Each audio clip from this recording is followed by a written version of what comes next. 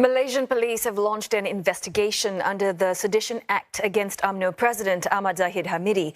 They have received a dozen reports against the politician about a speech he made to party leaders on Saturday. Rival party Parti Amanah Negara's Muhammad Sani Hamzan says that Ahmad Zahid's speech insulted and slandered the judiciary, the Attorney General's chambers and the Malaysia Anti-Corruption Commission. It comes after the federal court's decision to uphold former leader Najib Razak's 12-year jail conviction over the 1MDB scandal.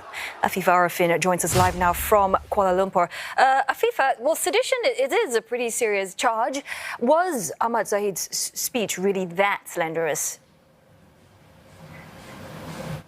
Well, the UMNO president, in his speech at that special session last Saturday, said several things about Najib Razak's appeal hearing and verdict. In his speech, Zahid reiterated that all Najib was demanding was for a fair trial, and said that every request from Najib's team to present new evidence, to adjourn the trial because of his new legal team and they needed to have extra time to prepare, was denied, and said because of this, Zahid said, what's wrong if people start making assumptions and disputing the so-called unjust prosecution process. He also added that, people can conclude that there are various assumptions that could lead to this impression of it being an unfair trial, and pointed out that, in fact, the judgment paper had gone viral even before the proceedings had concluded in the federal court. Zahid also alleged that some people think the judicial system is free if people like him and Najib are found guilty, and those on the other side of the political divide are free from their criminal cases. Now, Zahid, of course, made these comments during a very emotionally charged UMNO gathering, which was meant to show support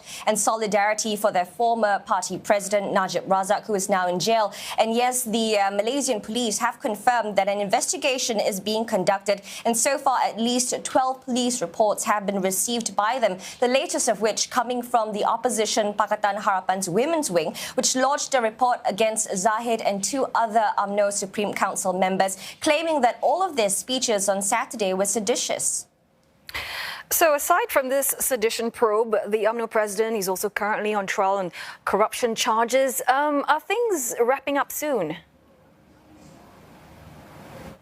Well, Zahid finished giving all of his evidence in his defense after 17 days on the witness stand. Today is his final day, and he still maintained that he did not misappropriate the funds from charity Yayasan Akal Budi for any personal interests. Now, we know that Zahid has 47 charges against him, namely for criminal breach of trust, for corruption, as well as money laundering involving tens of millions of ringgit belonging to that charity. Now, Zahid's legal team informed the High Court today that they plan to call an additional 40 defense witnesses down from the 43 witnesses that they had previously submitted. But they also expressed confidence that the current scheduled dates were sufficient, as the new witnesses would not take long for their to testify. And he said that, the judge agreed to this and said that the scheduled dates are currently okay, and that if they need to add on dates, well, if that's necessary, then they will do so when the trial resumes. So the next that we will see Zahid in court for his trial will be on September 19th. Hey, thanks for that report, Afifa Arifin, live from Kuala Lumpur. Now, that UMNO party meeting on Saturday was, according to the Prime Minister, a friendly affair. Ismail Sabri Yaakob, who is also UMNO Vice President, denies he's at risk of being sacked from the party amid pressure to call for an early election.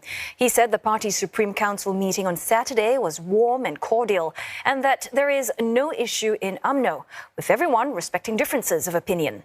Many in Malaysia's ruling party want national polls to be called immediately. UMNO President Ahmad Zahid Hamidi says there is no reason to delay the election now that the pandemic is under control. But Prime Minister Ismail Sabri appears inclined to wait to deal with pressing problems like inflation. The current parliament term ends in July next year.